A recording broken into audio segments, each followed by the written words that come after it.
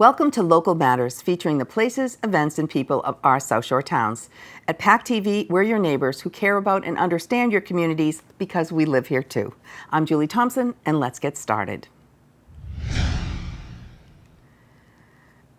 To commemorate Pearl Harbor Remembrance Day on December 7th, Dr. Ann Mason, who's the Executive Director of the Plymouth Antiquarian Society, will provide a free walking tour with inspirational stories of Plymouth veterans over the generations.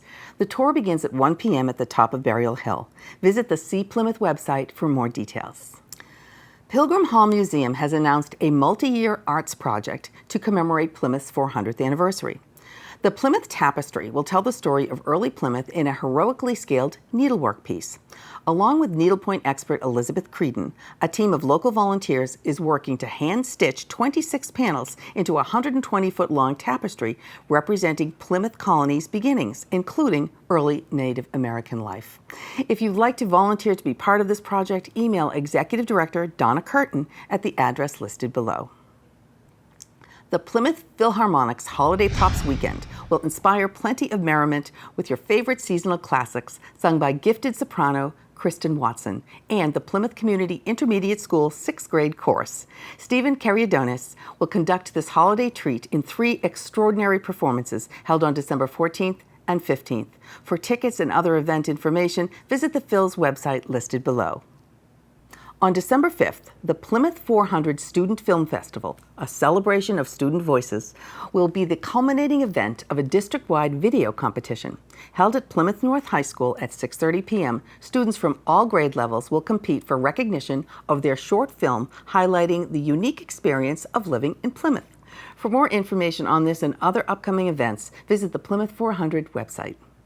A collaboration between Plymouth Public Library, Quincy College, and the Plymouth County Sheriff's Department resulted in a poetry event and some human connection. Watch this. Have you ever imagined you could trust at first sight? I mean, what could I say? The most inexplicable feels right. My long-lost friend, it feels like you carry a heavy weight load. You lift these emotional and physical burdens with all your strength. In my eyes, that's what separates the world from you.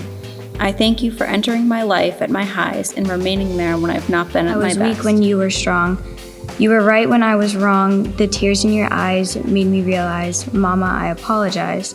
Plymouth Public Library, Quincy College, and Plymouth County Sheriff's Department has been collaborating together over the last couple of years to bring great literature to the inmates in the prison and then come over here to the library. So this is always just an amazing collaboration, and today was no exception.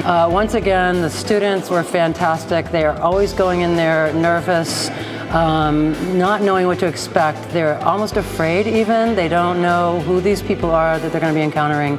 And then I think they are always so surprised, and they walk away saying that, you know, they think it's a shame that these really smart, articulate, intelligent men are where they are. I was a little anxious at first. I'd never been to a prison before. I wasn't expecting much, but the prisoners there are actually very intelligent, and they had a lot to say. It's really great and interesting to see how the inmates can relate to some of the issues that we struggle with as human beings and just put it into poetry. And it's just, every time I walk away, I'm just blown away in how much talent these guys have. A couple of them had them memorized, and they're very real, they were very genuine, very raw, and it kind of hits you more than you would think. It was very eye-opening and crazy to see how they really felt and what they were really thinking, and it was very enjoyable. I kind of liked it. Go against all odds when the times are hard. Please just pray for me. Ready to die any moment if it means my seeds could live free. Forgive me, but if I die, don't forget me. Ready to die for my own sins if it brings me peace. Pray for me. A slave to my work, my grave is the earth. It's nothing for me to go all out for those who mean everything to me. Just please pray for me. It rose to number 5 on the adult contemporary Billboard chart. And this song came to mind because I had heard you study Tangled Up in Blue by Dylan. Which happens to be one of my favorite songs. She lit a burner on the stove and offered me a pipe. I thought you'd never say hello, she said. You look like the silent type. Then she opened up a book of poems and handed it to me, written by an Italian poet from the 13th century. and every one of them words rang true and glowed like burning coal, poured off of every page like it was written in my soul, from me to you, tangled up in blue. I think this collaboration is so great because students and inmates both get so much out of it. Inmates get to see people who they never get to see otherwise, and they get to share some of their deepest, darkest things with them that they wouldn't feel comfortable sharing with their other inmates. And I think that just takes a huge load off their shoulders, and I think that makes them realize I can talk about my feelings, I can talk about things that are important to me and not worry about being judged for it. You don't often get to see the way someone in that situation is thinking or what it's like for them, but in order to hear their poetry and lyrics, it's almost like a way for them to be free themselves. It was also like therapeutic for everyone involved. It was amazing. Poems that he's converted into songs from Elizabeth Bishop, this one, but also Emily Dickinson, Anne Sexton. The art of losing isn't too hard to master. So many things seem filled with intent to be lost. That literature brings people together, that we can come from different backgrounds, different neighborhoods, different experiences, and yet through talking about poetry, whether it was written 200 years ago or yesterday, we still find things in common and things that get us excited talking about human experiences.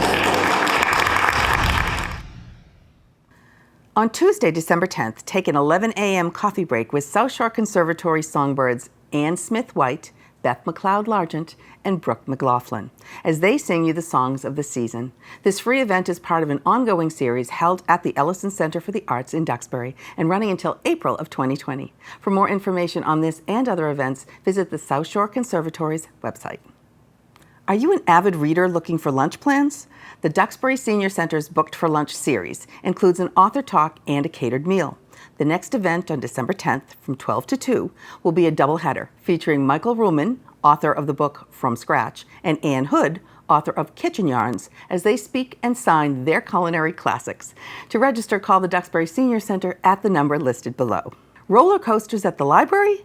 On Wednesday, December 11th, the Duxbury Free Library hosts a do-it-yourself roller coaster building extravaganza, where ages 9 through 18 will have the chance to show off their stuff to find out who can build the biggest, baddest roller coaster. Materials will be supplied. You'll only need to bring your creativity. The fun starts at 2:45 p.m. at the library's resource room. Call the library for more details. For 15 years, Holidays has been a day where Christmas cheer has filled the streets of Duxbury.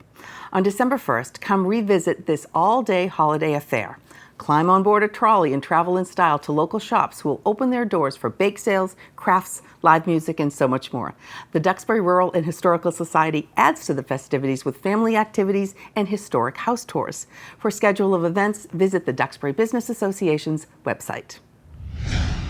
Saturday, December 1st and Saturday, December 8th, the Kingston Collection will be teaming up with the Cherry Hill Programs and Autism Speaks to host Santa Cares, a sensory-friendly event for children and family members with all spectrums of special needs.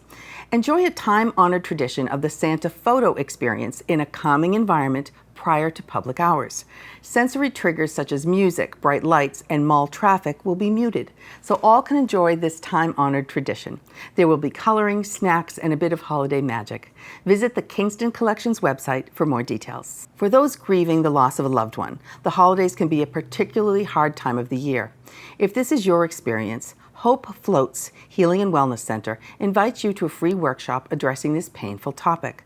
Join Gary as he discusses ways to cope and work through the sorrow of grief by incorporating your loved one and your loss into the holiday season. Donations are appreciated, but workshop is free. For more information, visit the Hope Floats website. In the mood for a good holiday classic? Star Creations Theater presents the children's production of The Grinch. This story of the mean green fella who tries to steal Christmas from Whoville comes to life in this wonderful performance. The show goes on at 7 o'clock on December 13th and 14th at the Reed Community Center. Tickets can be purchased at the door or by emailing terry@starcreations.org. If you love the farmers market in the summer, you're going to love it in the winter too.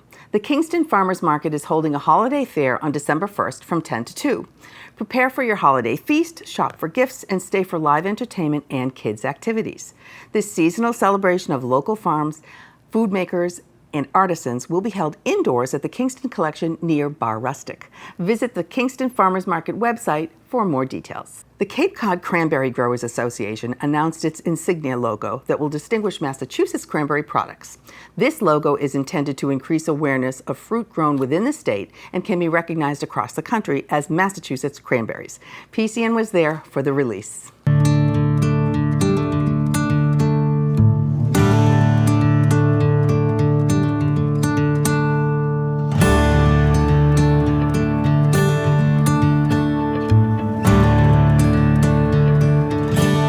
The cranberry industry is the largest agricultural food crop in the state. It provides about nearly 7,000 jobs, 60,000 acres of open space, so it's critically important both environmentally and economically to the region. Cranberries are a native fruit to Massachusetts. They've been here since the glaciers left 15,000 years or so ago. And the Native Americans used the fruit, and then the Europeans. And now today, obviously, it's become the vibrant #1 industry in the Commonwealth that it is. But the cranberries themselves are extremely healthy for you. They're naturally low in sugar, and they're full of proanthocyanins, flavonoids, and so you can get so much goodness from eating your cranberries in various forms. So it's something that I think we're certainly very proud of that aspect, and we can really tout the healthy goodness of the cranberries, and they're right in our own backyards here in Massachusetts. The Cape Cod Cranberry Growers Association represents Massachusetts cranberry growers. There's over 300 of them in southeastern Massachusetts, Cape Cod, and Nantucket. And we look out for their interests at the local, state, and federal level. We help them with policy, programs, regulation, education. So Ocean Spray is a grower cooperative, so the growers own the company. And that represents about 65% of the Massachusetts cranberry industry belongs to the Ocean Spray Cooperative. The others are what we call independents in the business. Many of our cranberry growers are multi-generational farms where they've been farming for well over 100 years. And some of the vines are actually the same original vine stock that were planted in the 1800s. So it's really pretty amazing. And we have many growers that are 4th, 5th, 6th generation growers. So it's something that gets passed on from generation to generation and something that our growers are very proud of. So being a cranberry grower is certainly something that's in their blood and their mindset, and being a farmer is quite different than working in an office or something like that. The mentality is certainly different. It's certainly something that for most of them they would never give that up because it's the lifestyle and it's just the essence of who they are. The cranberry growers are always challenged by the weather. And whatever the weather throws at them, that's what they have to react to. So they get up every day figuring out what they need to do to keep their berries and their crops, their vines, as sustainable as possible. There's also significant economic challenges. So for many years now, the price that cranberry growers have been receiving for their fruit has been below the cost of growing that fruit. So hanging on in these economic times is very challenging. We've lost some growers already who just have not been able to continue to do it. For others, they've been draining their savings. Their retirement funds are drying up as they're putting that back into the business. They've cut back costs wherever possible, and they've laid off employees. It's a very demanding job, and it's something that the cranberry growers really have to be gritty and willing to put up with that sort of lifestyle, which a lot of people just couldn't do that. It would be too demanding for them and too exhausting.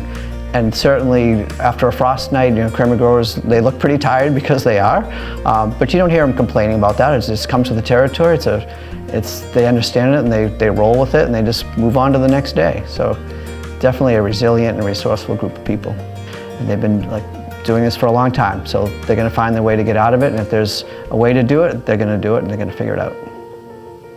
5, 4, 3, 2, 1. There it is. The Massachusetts logo insignia that we've just released is a way to symbolize Massachusetts cranberry industry to the consumers. With the buy local movement, the localvores, it's become much more front of mind where consumers want to know where their food is coming from, help them understand their farmer. So by this insignia, by putting it on products and packages that have cranberries that came from Massachusetts, it helps to differentiate them in the marketplace, and consumers can know, okay, if I'm buying this particular product, that I know this came from Massachusetts. to be a cranberry grower or be a farmer in general is always full of ups and downs, where some years are good and some years are bad. And so that's just part of the nature of being a grower, is having that mentality that you know that your income is not going to be consistent or steady from year to year or month to month, and that's just part of the challenges. But for our growers here in Massachusetts, they've been around for 200 plus years, so certainly they've been able to figure out how to make it work, and I think they're going to figure it out for the next 200 years as well. Cranberries are such an important part of our local culture, history, and economy. What is it like to be a cranberry grower in southeastern Massachusetts? The local scene visited family-owned Freetown Farms and met with a fourth-generation cranberry farmer, Don Gates Allen, to find out. We're on the Freetown Farm, located in Freetown, Massachusetts, and we have 27 acres of cranberry bog. Why am I a cranberry grower? Probably because I love it. Most of us will say it's in our blood, literally. I was born into the industry. I'm fourth generation. This is who I am. This is what I do. A cranberry grower, farmer. You know, we live by the weather. We live by the water. Mother Nature is really what drives our everyday.